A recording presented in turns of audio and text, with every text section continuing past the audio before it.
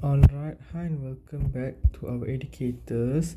So for today, I'm going to continue with a new subtopic which is melting and freezing point. So we are still in chapter 2 of form 4 lah. Okay, so for this chapter, for this part, you will learn about melting point.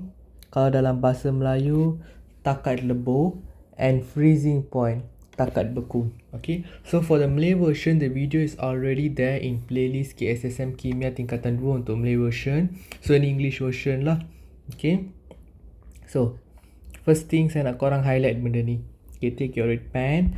Okay, melting point is the constant temperature when a substance changes from solid state to become liquid state at specific pressure. Okay, I want you to take pen and tulis kat sini. Ini soalan paper 2. Okay, soalan paper 2 suka sangat kalau keluar pasal graf ni tanya what is the definition of melting point. So the keyword is constant pressure, substance change from solid state to liquid, and also specific temperature pressure. So selalunya students akan tinggal di specific pressure. Faham tak? So I want you to betul-betul highlight. Same juga for this freezing point. Constant temperature when substance change to liquid to solid at a specific pressure. Okay, temperature je dari tadi. Kenapa aku dengar temperature ni? Okay, at the specific pressure. So I want you to highlight this word and betul-betul tulis lah. So basically you kena hafal this definition. So masukkan dalam you punya nota. Okay, dah settle. Okay, next moving on. For activity 2.2, to determine the melting point and freezing point of naphthalene C10H8. Okay, so basically this experiment tak masuk dalam paper 3 sebab eksperimen ni tak sesuai untuk dibuat oleh semua pelajar sebab ada segelintir pelajar mempunyai G6PD. Okay, apa tu G6PD yang you can tengok sini? G6PD ni dia macam genetic disease. Okay, yang mana segelintir orang dia tak tahan pada bahu ubat gegat. Tahu tak yang macam bola putih tu your mom letak kat close in almari. Yang tu semua dia tak boleh tahan. Research pun saya rasa dia tak boleh tahan juga. Okay, penyembuh nyamuk tu pun dia tak boleh tahan juga, I guess.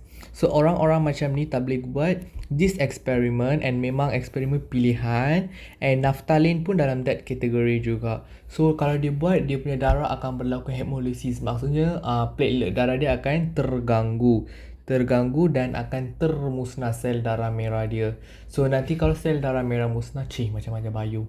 Kalau sel darah merah musnah, macam mana nak transport oksigen? Betul tak? So oksigen tak cukup, so orang mula rasa pening, rasa nak pengsan lah, tu lah, ni lah, faham? So kalau you nak tahu you ada G6PD ke tak ada, ask your mom, Mak, mana buku pink saya? Ingat tak buku pink yang time your mom's all pregnant? Buku pink tu dia akan tulis, ada tak orang ni ada G6PD or tak ada? Okay, so tengok buku tu sebelum buat this experiment. Even your teacher also will ask, I guess. So yang mana ada G6PD, jangan sesekali cuba buat this experiment. Tetapi eksperimen ini relevan untuk ditanya sebagai soalan kertas 2. Okay, relevan dari segi macam mana? Mungkin dia minta you lakarkan Raja 2.4 ni. How does the heating procedure set up looks like? Saya pernah tengok cooling ni. Dia tanya macam mana cooling punya procedure set up looks like. So you kena ingat cara dia di set up. Faham tak? And procedure saya rasa dia tak minta lagi sampai sekarang.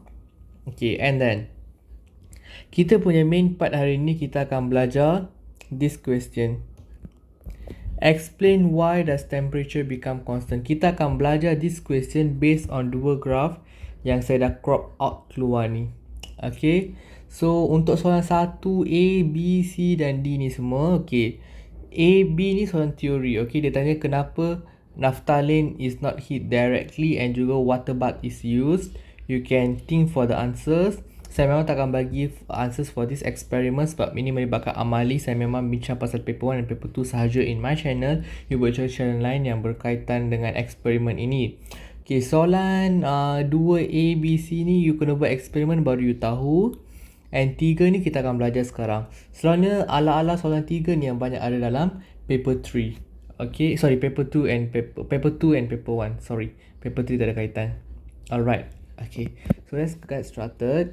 The graph of temperature against time. Okay, remember that when you buat this two experiment, you buat water bath ni, you heat ke, you cool kan your naphthalene, you kena sketch satu graph. Okay, graph tu always temperature against time. Okay, when the time are increasing, the temperature tu naik ke turun tu kita akan tengok. Alright. So, tu benda pertama. And lagi satu kat chemistry lines ini, selain daripada naphthalene, we also can use lauric acid. Okay, lauric acid that obtained from coconut. Biasanya lauric acid is used to buat nasi lemak. Okay, so tu satu inovasi juga. So ini you kena tahu kenapa ini relevant untuk ditanya dalam paper 1. Okay, they can ask you what are the suitable options that can be used to replace naphthalene to conduct the experiment to determine the melting point and heating point of this naphthalene. So you can say other alternative, we can use lauric acid lah. So you pilih lah yang mana lauric acid, bulat lah benda tu. Okay, so memang relevan sangat untuk ditanya dalam exam. Okay, moving on.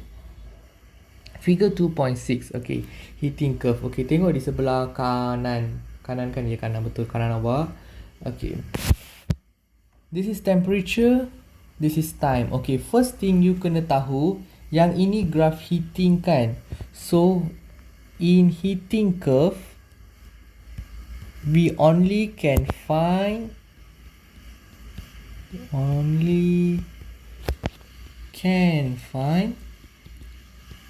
melting point. No freezing point tau. No freezing point dalam heating curve. Sebab heating curve ini dia panas kan, dia heat the naphthalene. So when dia heat, kita heat apa? Kita heat something in solid untuk jadi liquid, right? So of course it's melt, betul tak? The change of phase from solid to liquid. Try to see here. Solid to liquid is melting. That's why it is melting point.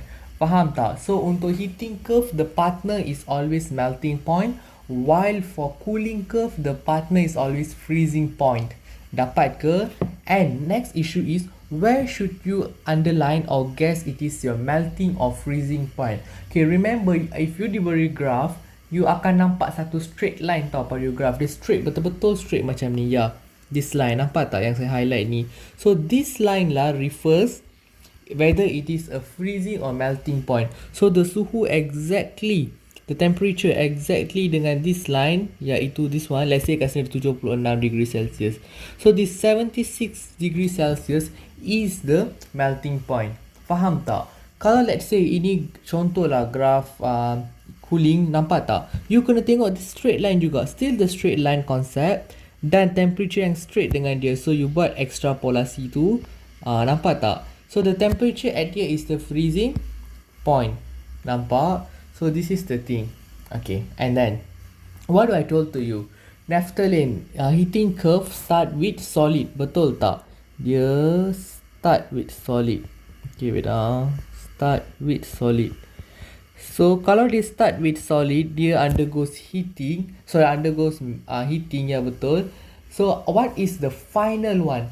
The final one dia akan mungkin jadi lepas solid is liquid, then only akan jadi gas. Betul tak? So yang final one, melting point, is the change from solid phase to liquid phase. So final one is liquid. And with liquid.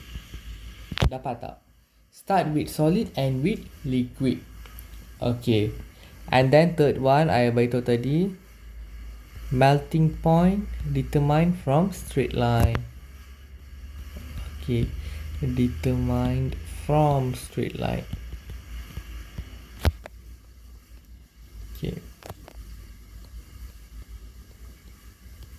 Next. Okay. So cuba tengok kat A ni, start from A to B, this is in solid phase. Okay, sebab melting point ini maksudnya dia melt.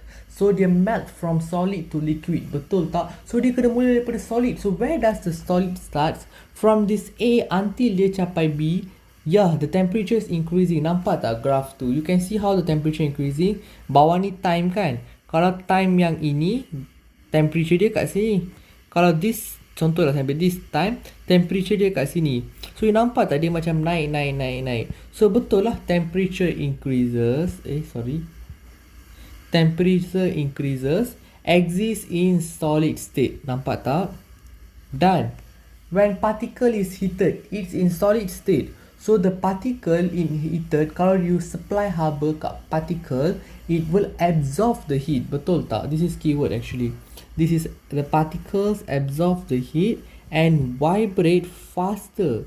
Okay, why does? Because we supply heat. So when we supply heat, dia tukar kepada particle as heat energy. Betul tak? Heat energy bagi particle tu panas, so particle tu bergetar, it's like bergerak pada tempat dia. So it's moving lah literally. Vibrating is macam dia, macam mana nak kata, macam dia macam dancing lah in dia punya solid, dia punya state, dia punya current place. Okay, that is how it works. Why does the kinetic energy increases? Because it absorb heat energy. Betul? So ini is the reason. So you kena remember all this point kalau dia minta define untuk this solid state for heating curve. The first solid state, how does it looks? So as the time increases, the temperature also increases lah. Yang ni memang saya tunjuk kat awak. And at first untuk heating curve dia exist sebagai solid. Dan when you supply heat, of course dia akan absorb heat tu as a heat energy. Dan particle you mula untuk vibrate. The keyword is vibrate. So your particle starts to vibrate because the particle dah ada kinetic energy, okay, which is increasing. Okay, so dah settle untuk this line A to B. Okay, next kita tengok straight line B to C. Okay, yang ni very important. Okay, remember that dalam you punya mana-mana graph, tak kisahlah heating curve ke, cooling curve ke, dua-dua curve ini dia akan ada satu line yang straight macam ni.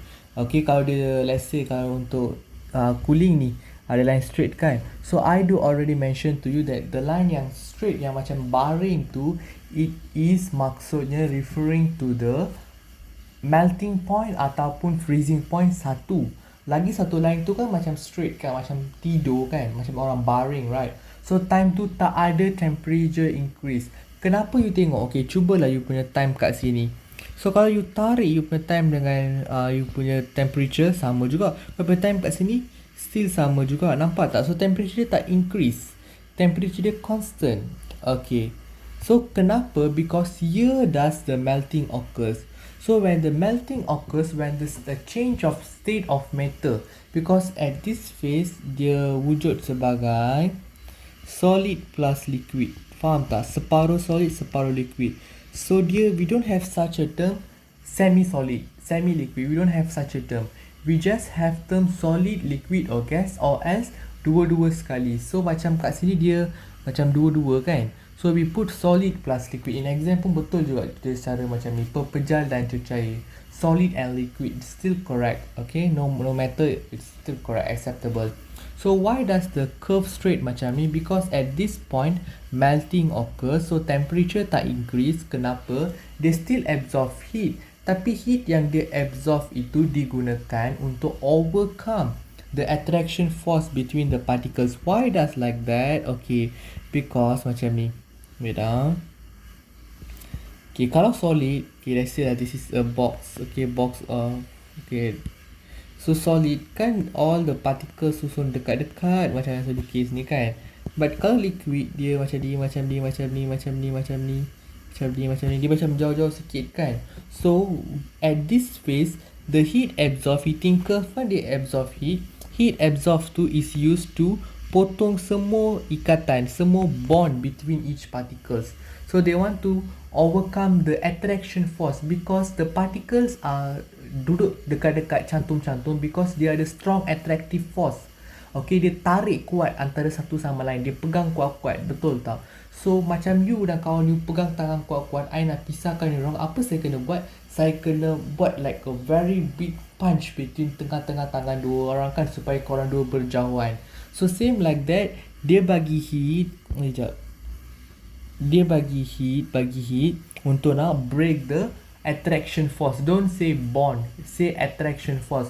to break the attraction force between the particles. Dapat ke? So this is the keyword. This one selalu ditanya. Why does no temperature change from B to C? Dalam soalan SPM dia selalu suka tanya. So your reason is this one for heating curve. For cooling curve, reason dia lain. Faham tak? Biasanya dia suka tanya about heating curve lah. Selangat biasa saya jumpa heating curve in SPM. So make sure you put star besar-besar. Target SPM. Okay. Ni target SPM this chapter. Okay, and then next one. C to D. Okay, tadi solid to liquid kan. So sekarang phase apa? Sekarang dah fully change to liquid. Okay, sekarang cuba tengok temperature dia increase ke decrease? Increase. Okay, sebab by time, contoh kat sini, you time kat sini, you tarik line. Okay, next you tarik kat sini, temperature dia nampak tak? Macam increase, macam menaik. So the temperature is increasing from C to D and it's already in liquid state. So dah dalam liquid state, particle tu macam don't have attractive force. Betul tak kan? Attractive force kita dah pecahkan. So the particle will absorb heat and move more faster. Betul? In solid we move slowly. Sebab nampak tak solid ni? Dia pack sangat. Macam mana nak bergerak? Kalau macam ni dia boleh move faster berbanding solid. This is liquid, but this is liquid. This is solid. Betul? So itu tu caranya nak tengok. Okay, so I guess you dapat apa I'm talking about at here. So that's all for this heating curve. And remember that for this heating curve, this is the target usually dalam exam. Diorang suka sangat tanya about this one. Okay, so I nak you betul-betul faham what does this heating curves is talking about. Then only you can go to other curves. Boleh ke? So recap lagi sekali. Heating curve, what point we can get? Melting curve, freezing, melting. Dia mula dengan apa? Solid. Dia habis dengan apa? Liquid. Line straight tu refers pada melting point, which is melting occurs, tak ada temperature change, no increase or decrease in temperature. Temperature dia constant saja. Kalau you buat this experiment pemanasan naftalina, heating the naphthalene in your lab, if your teacher allow with you, you akan nampak at one point the temperature akan constant je. Contoh 81, 81, 81, 81, 81, because I already did the experiment. So at that point lah melting tu berlaku. Faham tak? Temperature akan constant je at one point. Lepas tu tiba-tiba dia naik balik. So this is how the heating curves looks like and starts off. Okay, so I hope I gave you a clearest explanation for this heating curve. Let's say kalau you faham, please comment down faham. Kalau tak faham, please tengok balik this video before you go for cooling curve. Boleh ke? So my business now is for cooling curve. Okay, so sila awak baca dulu this nota sebelum saya terang. Okay, saya bagi 5 sakai. 5 second lah, I give you 5 seconds. 5 saat. Okay, so let's go. Cooling curve. So, nampak tak tadi? Ni heating curve, right? Okay, nampak tak heating curve ni dia macam naik kan? Sebab kita heat, kita supply heat, temperature naik. Betul? But this one, cooling curve, kita tak supply heat. Kita absorb balik heat yang kita dah bayarkan dia. Kita tarik balik semua heat. Faham tak? So, basically, this cooling curve is reverse of your heating curve. Reverse of your heating curve. Okay. Dan the first thing you nak study about cooling curve, tengok this straight line. Always tengok straight line dulu. Kenapa? Straight line refers pada freezing point on cooling curve. Okay, macam tadi heating curve, nampak tak straight line ni refers pada melting point. But this one, the freezing point. Untuk cooling curve, memang dia punya partner adalah freezing point. So right first. Okay, so saya zoom in sikit you punya graph. Okay, so you punya cooling curve starts from here. Okay, nampak tak my arrow? Dia starts from here. Dia akan start dengan yang lekat dengan this paksi Y. Okay, you see this one. So dia always start with the line that lekat betul-betul dengan paksi Y. Okay, so some juga. Tapi dia akan decrease in temperature. So macam tadi we stop at liquid, betul. Last phase untuk heating curve adalah liquid, right? For untuk cooling curve, the last phase start dengan liquid juga. Okay, so dia start dengan liquid. Okay, lepas tu straight line ini, kan saya katakan straight line ini satu dia refers pada freezing ke melting point, betul? Macam ni cooling curve, so dia refers pada freezing point lah. Sebab cooling ini maksudnya you sejukkan, betul? So let's say kat peti sejuk, you akan sejukkan apa? You akan letak air dulu, then you sejukkan untuk get ais batu, betul tak? To get ice cubes. So same like this concept pun kat sini yang line tengah ni, it is liquid and solid. Okay, liquid and solid, while this last one is solid lah. Okay, these are all the phases that involved here. Okay, and then okay, cuba tengok the temperature. Temperature is decreasing lah from E to F, betul? Sebab kan temperature menurun kan, when the time going further, the temperature decreasing. Okay, dia betul exist in liquid. Okay, and then you know this is cooling curve, so mestilah kita sejukkan, betul? So when kita sejukkan, the particles tadi when kita panaskan, direct lah kita supply heat, dia ambil heat lah, dia absorb heat. But now when kita sejukkan, dia akan release the heat. Okay, the heat will be released. So what happens, particle tadi when kita supply heat, dia absorb heat, dia dapat heat energy, dia akan have higher kinetic energy, betul?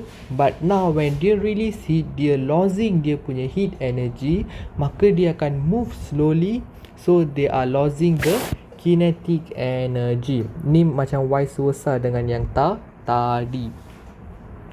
Okay, so dah settle this part, kita akan tengok how does it works on the straight line.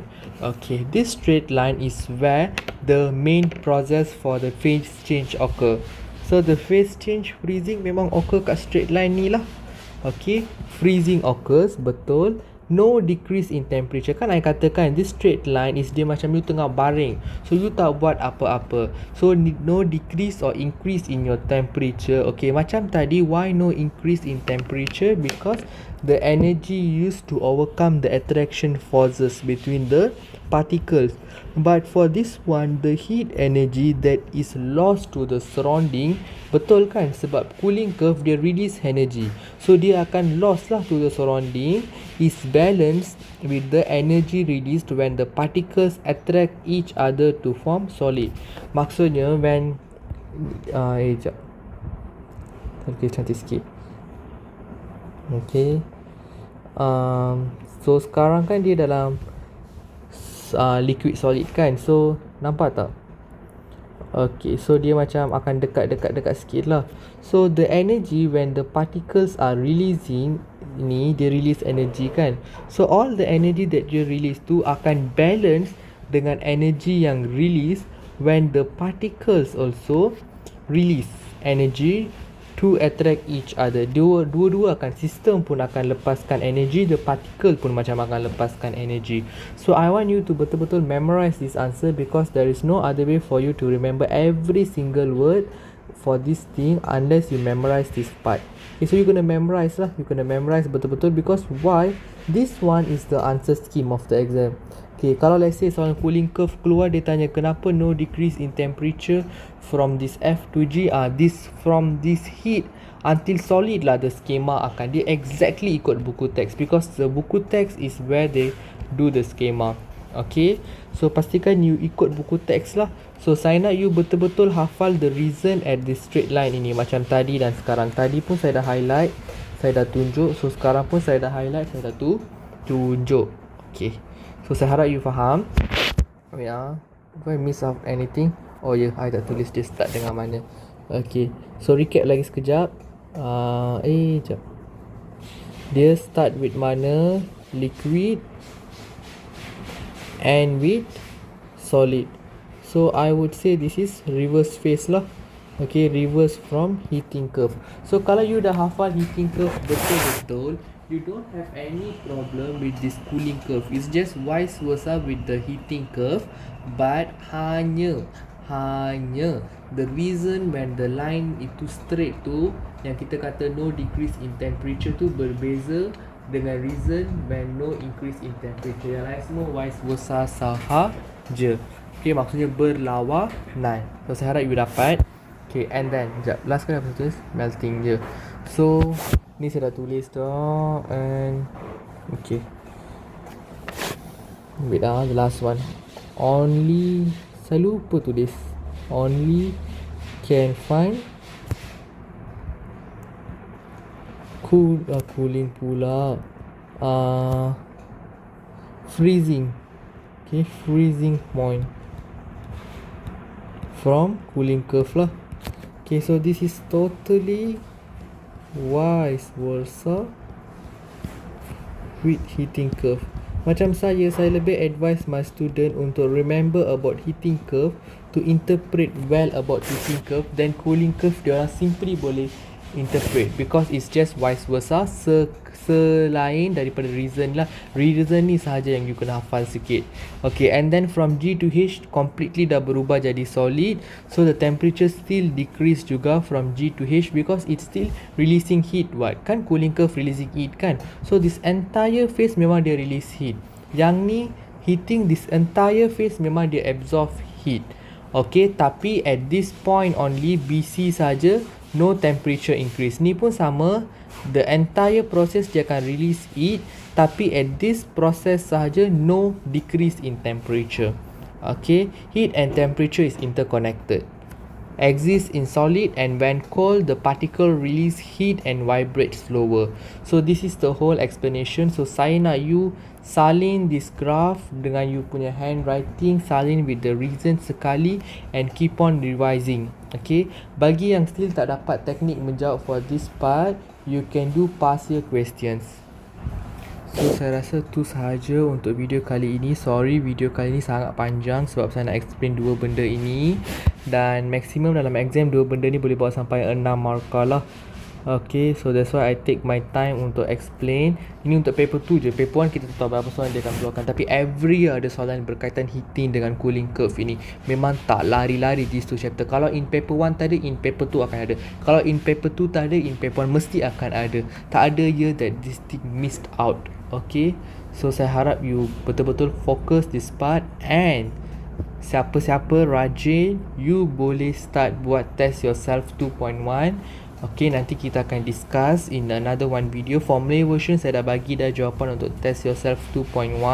So in my next video saya akan explain about the development of atomic models, subatomic particles and all that.